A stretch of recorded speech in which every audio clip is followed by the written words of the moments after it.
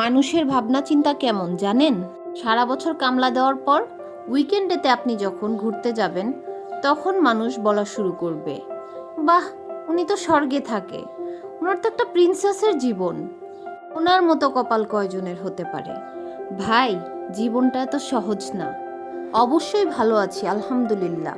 আর আপনি তখনই ভালো থাকবেন যখন আপনি আপনার নিজের অবস্থান নিয়ে ভালো থাকার চেষ্টা করবেন। আমার একটা সহজ কথা বুঝে নেন, আমার ঘরে যদি ভাত না থাকে, আমি অবশ্যই ভিডিওতে আপনাকে এসে দেখাবো না যে দেখেন আমার ঘরে ভাত নাই, এটা সেটা। দুঃখের কথা কখনো ফেসবুকে মানুষ সহজে বলে না। বলে কোনগুলো? যেগুলো আনন্দের কথা, যেগুলো আমাদের আনন্দ ভরা মুহূর্তগুলো, ওগুলোই তো আমরা শেয়ার করি। কয়জনে কার দুঃখের কাহিনীগুলো তুলে ধরে ফেসবুকে বলেন তো? তো এইগুলো একটু চিন্তা করবেন, নিজের লাইফের সঙ্গে অন্যের লাইফটাও চিন্তা করবেন। সবার লাইফে প্রবলেম থাকে ভাই, তাই বলে কারো দুই একটা ঘোরাফেরার ছবি দেখে মনে করবেন না সে একদম মহারানী ভিক্টোরিয়ার জীবন কাটাচ্ছে। প্রত্যেকটা মানুষের লাইফই সমস্যাও আছে, ভালো দিকগুলো আছে।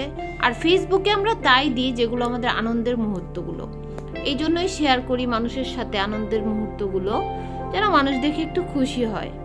কিন্তু আমার তো মনে হয় মানুষ দেখে আরো উল্টাপাল্টা বলা শুরু করে দেয়, কিন্তু এটা ঠিক না। প্রত্যেকটা মানুষই তার জীবনে ভালো মন্দ মিলিয়ে ভালো থাকার চেষ্টা করে। আসলে আমি হতাশা, দুঃখ, কষ্ট এগুলো ধরে বসে থাকা মানুষই না। জীবনে হতাশা আসবে, দুঃখ আসবে, কষ্ট আসবে, সমস্যা আসবে, বাট এগুলোকে ওভারকাম করে নিজের যতটুকু ভালো দিক আছে, বা আল্লাহ তো সবাইকে সব কিছুই খারাপ দিয়ে দেয়নি, তাই না?